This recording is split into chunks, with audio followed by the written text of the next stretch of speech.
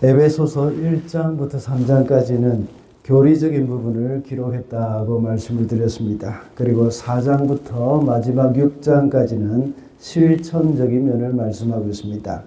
과거에 그리스도를 믿기 전에 삶을 버리고 새 사람의 삶을 살아라는 말이죠. 그렇게 할 때에 교회 안에서 온전한 연합이 이루어질 것이라고 했습니다. 이러한 내용을 통해서 우리는 교회의 하나됨에 대해서 교훈을 얻을 수 있었습니다. 교회는 하나됨을 힘써 지켜야 한다고 했고, 교회는 다양성 속에 하나가 되어야 한다고 했습니다. 그리고 교회는 거듭난 새 사람으로 말미암아 하나가 될 수 있다고 했습니다. 에베소서 5장을 시작하면서 사도 바울은 하나님을 본받는 사람이 되라고 말씀을 하고 있습니다. 마치 자녀가 부모를 닮는 것과 같이 사랑하는 하나님의 자녀답게 하나님을 본받으라는 말입니다. 그리고 이어서 2절 이하에서는 어떻게 하나님을 본받아야 되는지를 말씀하고 있습니다. 그래서 먼저 6절까지는 본받아야 할 언어 생활을 말하고 있습니다. 또 6절부터 20절까지는 본받아야 할 그 행실을 말하고 있죠.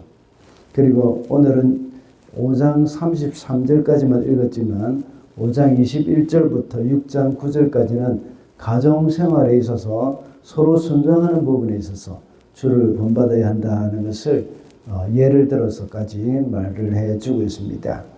그래서 오늘은 주님을 본받는 교회라는 제목으로 말씀을 좀 살펴보고자 합니다. 먼저 교회는 언어 생활에 있어서 주님을 본받아야 합니다. 교회가 주님을 본받아야 할 부분은 바로 언어 생활이죠. 4절을 읽어보겠습니다. 더러운 말과 어리석은 말과 상스러운 농담은 여러분에게 어울리지 않습니다. 오히려 여러분은 감사에 찬 말을 하십시오. 방금 제가 4절만 읽었지만 6절까지 모두 언어 생활에 대해서 말을 하고 있습니다. 언어 생활에 있어서 음담패설이나 또 상스러운 농담조차도 금하고 있습니다. 3절에서 말하는 음행에 관한 말이나 또 더러운 행위에 대한 말, 또 탐욕의 이름조차도 입에 담지 말라고 하는 이 말씀은 바로 그리스도인이 지금 오늘날도 잘 지키고 있을 것입니다. 그리고 4절에서 말하는 더러운 말이나 또 어리석은 말도 역시 그리스도인은 조심하고 있다는 것을 우리가 알 수가 있습니다. 그러나 상스러운 농담이라고 번역되어 있는 말에 대해서 우리는 좀 경각심을 가질 필요가 있습니다. 상스러운 농담을 개역개정에서는 희롱의 말이라고 번역했는데 이 말은 원문에서 보면 재빨리 재치있게 하는 말을 의미합니다. 이 말은 언어에 뛰어난 아주 언어 감각이 있는 분들, 또 언어 순발력이 있는 분들, 이런 분들이 참 조심해야 할 말일 수도 있습니다. 이 말은 유머 감각을 가진 그런 사람들을 또 염두에 둔 말이기도 합니다. 성도가 건전한 유머를 즐기지 말라 하는 그 말은 아닙니다. 방금 읽은 4절에서는 성도의 뛰어난 언어 감각이 유머보다 감사의 언어에 더 치중해야 된다, 뛰어나야 한다는 그런 말을 해주는 것입니다. 우리 삶에 있어서 유머는 참 무미건조한 우리의 생활에 윤택하게 해줄 때가 참 많이 있죠. 때로는 블랙 유머로 해서 약간 부정적인 말로 사람들에게 웃음을 줄 때도 있습니다. 그런데 성도들은 이런 것조차도 조심해야 한다는 말입니다. 우리는 늘 감사하는 일에 이런 언어 감각을 많이 사용해야 합니다. 감사하는 말에 익숙해지기를 바랍니다. 심지어 나에게 힘든 일이 일어나도 감사를 잊지 말아야 합니다. 힘든 고난 속에 감사할 때 그 감사가 우리 삶의 능력으로 역사하기 시작할 것입니다. 그래서 그런 고통의 시간이 변화해서 기쁨이 될 것이라는 겁니다. 데살로니가전서 5장 18절에 보면 범사에 감사하라는 말이 있죠. 우리 삶 가운데 일어나는 모든 일에 감사의 말을 한다면 더러운 말이나 어리석은 말 또는 상스러운 농담을 할 시간이 없을 것입니다. 그 대신 우리는 재빨리 재치 있게 감사의 말을 하게 될 것입니다. 언어 생활에 있어서 좀 더 짚고 가야 할 또 다른 부분이 하나 있습니다. 6절에서는 헛된 말로 속아 넘어가지 말라라고 말을 하고 있습니다. 말을 하는 것도 조심해야 할 언어 생활이지만 하는 말을 듣는 것도 역시 언어 생활에 속합니다. 우리가 어떤 말을 듣는가 하는 그것도 아주 중요한 것입니다. 유혹이나 부정적인 말에 넘어가지 않도록 우리는 조심해야 합니다. 언어 생활에는 우리가 정보를 제공할 뿐만 아니라 귀를 통해서 우리가 정보를 받아들이는 것이기도 합니다. 경건하지 못한 말에 너무 관심을 가지게 되면 자꾸만 그런 말을 하는 사람들이 몰려들게 되어 있습니다. 만약 그런 말을 하는 사람들이 있으면 성도는 단호한 태도를 가져야 합니다. 특히 누군가가 다른 사람을 험담하는 말을 좋아한다면 자꾸만 그 사람에게서 그런 말을 하는 사람이 아주 자기에게 그런 말을 하는 사람도 많아지게 될 것입니다. 교회에 대해서도 역시 마찬가지입니다. 다른 사람이나 교회를 헐뜯는 말에 내가 귀를 기울여서는 안 됩니다. 그 말에 귀를 기울이지 않으면 더 이상 나에게 그런 부정적인 말을 하지 못하게 됩니다. 우리가 유튜브의 알고리즘을 잘 아실 것입니다. 어떤 한 분야에 관심을 가지고 그것을 보게 되면 계속해서 비슷한 종류의 동영상이 우리 휴대폰에 뜨게 됩니다.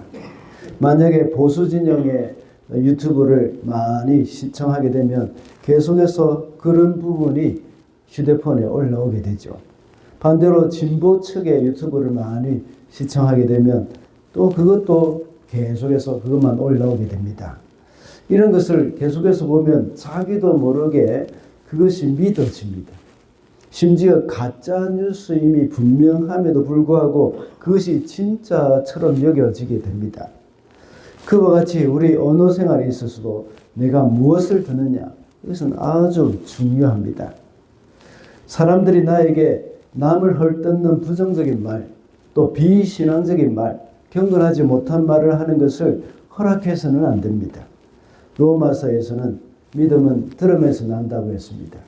그와 같이 그리고 같은 맥락에서 우리는 불신앙도 역시 들음에서 나는 겁니다. 그러므로 우리는 사람들이 헛된 말로 우리를 속이지 못하도록 해야 한다는 것입니다. 둘째로 교회는 행실에 있어서 주를 본받아야 합니다. 교회는 말뿐만 아니라 행동에 있어서도 주님을 본받는 것입니다. 15절 말씀을 보겠습니다. 우리 다 같이 읽을까요? 시작. 그러므로 여러분은 어떻게 살아가야 할지를 살피십시오. 지혜롭지 못한 사람들은 살지 말고 지혜로운 사람답게 살아야 합니다. 방금 우리는 15절만 읽었지만 오늘 본문 7절부터 20절까지가 모두 교회가 행실에 있어서 주를 본받아야 한다는 말씀에 해당이 됩니다. 이 내용을 가장 잘 표현해 주고 있는 구절을 찾다가 제가 15절을 택한 것입니다. 우리는 주님을 생각하면서 날마다 우리의 행동을 신중하게 해야 합니다. 그래서 행실을 지혜롭게 해야 한다는 것이죠. 성도는 지혜 없는 자가 아니라 지혜로운 자들입니다. 예수께서는 모든 성도들의 지혜가 되십니다. 에베소 교회뿐만 아니라 고린도 교회를 향해서도 역시 고린도전서 1장 30절에서 그리스도는 우리에게 하나님으로부터 오는 지혜가 되신다고 했습니다. 또한 골로새 교회를 향해서도 역시 그리스도 안에는 모든 지혜와 지식의 보화가 감춰져 있습니다. 라고 골로새서 2장 3절에서 말씀을 하고 있습니다. 그리스도를 머리로 모시고 있는 교회는 모두가 지혜가 있다는 것을 말하고 있습니다. 그러므로 하나님이 주신 지혜로 우리는 모든 일에 신중하게 행동을 해야 합니다. 그렇게 하는 것이 바로 주님을 본받는 일이라는 겁니다. 교회 안에 계시는 주님을 본받아서 지혜롭게 생활을 해야 합니다. 그래서 어두움에 있지 않고 빛의 자녀들처럼 살게 됩니다. 시간을 헛되이 낭비하며 방탕한 삶을 살지 않고 우선순위를 분명하게 가지고 살 수 있게 됩니다. 시간을 헛되이 낭비하며 또 방탕한 삶을 살았던 사람들이 성경에 참 많이 나오죠. 이 사람들은 다 빛 가운데 살았던 삶이 아니라 어두운 가운데 사는 사람들입니다. 누구입니까? 바로 롯이 살고 있던 소돔과 고모라 사람들입니다. 그들은 동성애를 즐기면서 하나님의 법에서 떠나서 방탕한 삶을 살았던 사람들입니다. 그리고 노아 시대 사람들도 있습니다. 그들은 먹고 마시고 시집가고 장가가면서 일상적인 삶을 살았습니다. 그런데 이렇게 일상적인 삶을 사는 것이 무엇이 나쁘냐고 말을 하는 사람들이 있을 것입니다. 우리도 역시 일상적인 삶을 삽니다. 그들은 그러나 일상적인 삶을 사는 가운데 바빠서 하나님의 뜻을 분별하지 못했습니다. 오늘 본문 17절에서는 어리석은 자가 되지 말고 주의 뜻이 무엇인지 깨달으라고 했습니다. 그러나 노아 시대 사람들은 일상의 생활에 분주함, 그것 때문에 하나님의 뜻을 분별하지 못했습니다. 오직 노아만 하나님의 뜻을 분별하면서 방주를 만들며 하나님께 순종했습니다. 하나님의 뜻을 분별하며 지혜롭게 사는 방법이 무엇입니까? 오늘 본문에 아주 잘 나와 있습니다. 더 이상 어두움의 일을 하지 않고 빛의 자녀들처럼 사는 것입니다. 빛의 열매를 맺으며 살아가는 것입니다. 빛 가운데 살아가는 삶입니다. 빛이 비치면 어두움의 일이 그대로 폭로가 됩니다. 어두움 가운데 있을 때에 온갖 추한 행동이 다 드러납니다. 어두움은 빛의 속도로 물러가게 됩니다. 빛이 비추면 어두움은 빛의 속도로 물러가게 되죠. 어두움에 속한 사람들은 밤이 되면 활개를 칩니다. 밤새도록 술을 마시고 춤추고 향락을 즐깁니다. 그러다가 새벽이 되면 다들 골아떨어지죠. 그러나 빛의 자녀들은 새벽이 되면 주님 앞에 나와서 기도하고 있지 않습니까? 이른 새벽이 돼서 빌딩마다 또 햇살이 파고들면 구석구석에 술에 취해서 토하고 있는 사람들 많이 있지 않습니까? 아니면 길바닥에 널브러져 있는 사람들도 있습니다. 이것을 보면 밤사이에 어떤 일이 일어났는지 우리가 알 수가 있습니다. 아침에 떠오르는 그 햇빛이 모든 것을 다 폭로해주고 있는 겁니다. 그러나 성도는 빛 가운데 살아가는 사람들입니다. 이런 사람들은 성령으로 충만한 사람들이죠. 그래서 19절의 말씀과 같이 시와 찬미와 신령한 노래로 서로 화답합니다. 입만 열면 하나님을 찬양하는 말이 나오고 입만 열면 감사의 말이 나오는 겁니다. 다른 말로 하면 하나님을 예배하는 삶입니다. 매 주일마다 하나님께 그 예배를 드리고 또 매일 삶 가운데서 하나님 앞에 빛 가운데 사는 삶, 이런 삶이 바로 우리의 예배의 삶입니다. 또 빛의 자녀들이 하는 예배자들의 삶이라고 볼 수 있습니다. 이것이 바로 교회가 행실에 있어서 주를 본받는 삶을 살아가는 것입니다. 마지막으로 교회는 서로 순종함으로 주를 본받아야 합니다. 주님을 본받는 교회는 서로에게 순종한다는 것입니다. 21절을 보겠습니다. 다 같이 읽겠습니다. 시작. 여러분은 그리스도를 두려워하는 마음으로 서로 순종하십시오. 앞에 두 번째 대지에서 말한 주를 본받는 행실은 그것은 하나님께 순종하는 차원이라면 이번에 주를 본받는 행실이 이번에는 이 서로에게 하는 순종의 차원이라고 할 수가 있습니다.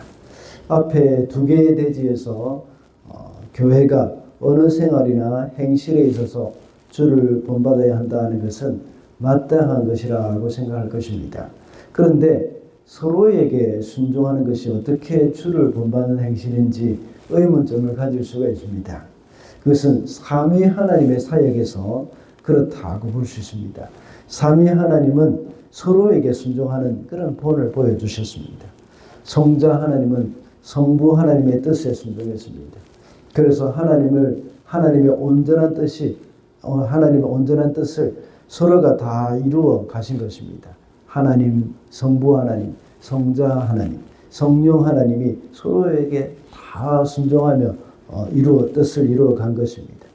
그뿐만 아니라 우리 주님은 이 땅에 계실 때에 사람들의 기도를 들어주셔서 병자를 치료해 주시기도 했습니다. 그들에게 필요한 것들을 또한 공급해 주기도 하셨습니다. 그렇게 함으로써 서로 순종함을 보여주셨습니다. 오늘은 우리가 33절까지만 공독했지만 이러한 서로 순종하라는 말씀은 6장 9절까지도 이어지는 단락입니다. 방금 읽은 21절에서 그리스도를 두려워하는 마음으로 서로 순종하십시오 라고 말을 한 후에 22절부터 33절까지는 남편과 아내가 서로 순종해야 한다는 것을 먼저 말했습니다.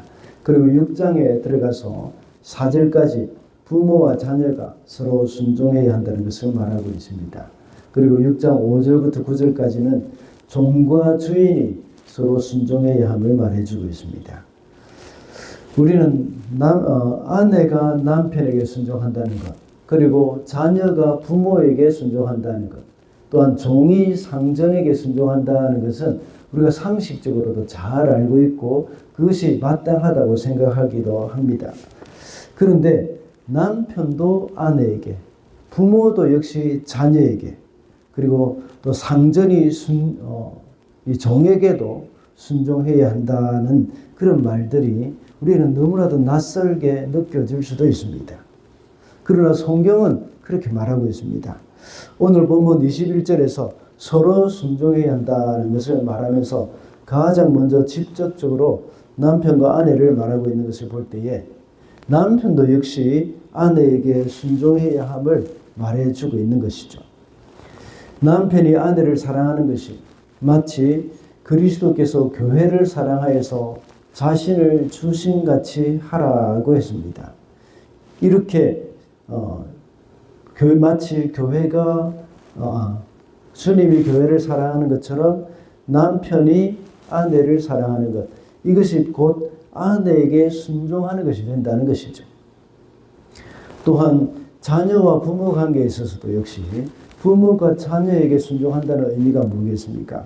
물론 여기서도 역시 부모가 자녀에게 순종한다는 것은 그런 말은 언급이 찾을 수가 없습니다. 그러나 자녀를 노엽게 하지 말라 하는 그 권면을 하고는 있습니다. 이 말은 자녀의 인격을 존중한다는 것, 그것이 바로 순종의 의미라고 볼 수가 있습니다. 마지막으로 또 상전이 종에게 순종하는 것을 보겠습니다. 9절에 보면 이와 같이라는 말이 나옵니다. 이 말은 앞에서 종들에게 한 말과 같이라는 그런 의미입니다.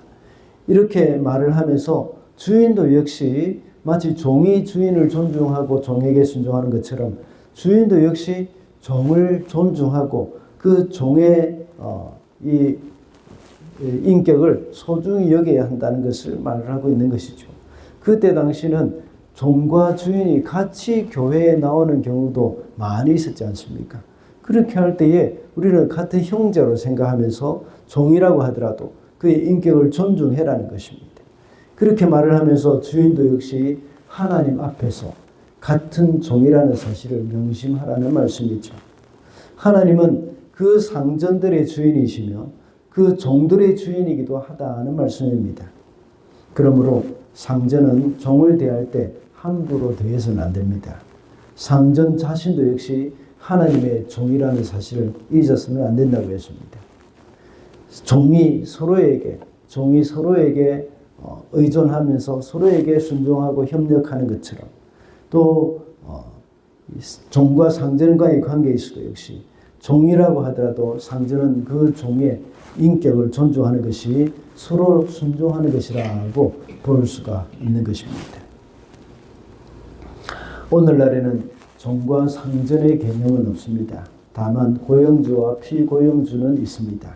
고용주는 피고용주를 정말 귀하게 여겨야 하는 것이죠. 그래서 주님께서는 대접을 받고자 하는 대로 너희도 남을 대접하라 하고 말씀하셨습니다. 이 말씀을 적용해 보면 고용주가 피고용주에게 대하는 만큼 하나님도 역시 그 고용주를 대할 것입니다. 하나님께서 우리를 대할 때에 내가 다른 사람을 어떻게 대하는가, 또 다른 우리 그리스도인들, 우리 형제자매를 어떻게 대하는가, 그것을 보면서 하나님도 우리를 그렇게 대하실 것입니다. 그뿐만 아니라 우리가 물건을 살 때도 역시 서로 갑질을 해서는 안 되는 것이죠. 우리가 돈을 내고 서비스를 받는다고 하더라도 우리는 겸손하게 직원들, 그러니까 우리에게 서비스를 제공하는 그런 직원들을 아주 겸손하게 그들을 대해야 합니다. 한국 사람들은 대부분 다 지위가 높은 사람에게는 기본적으로 예의를 지키는 편입니다. 그러나 지위가 낮다고 생각되는 사람들에게는 함부로 대할 때가 종종 있습니다. 아내에게, 자식에게, 종에게, 부하 직원에게 하는 것이 곧 주님께 하는 것임을 명심하고 서로 순종하는 마음으로 대하여야 하겠습니다. 주님을 본받는 교회는 어떠합니까? 언어 생활과 행실에 있어서 주님을 본받아야 한다고 했습니다. 그리고 서로 순종함으로 주님을 본받아야 한다고 했습니다. 오늘도 주님의 본을 따라 살아가는 저와 여러분이 되시기를 바랍니다.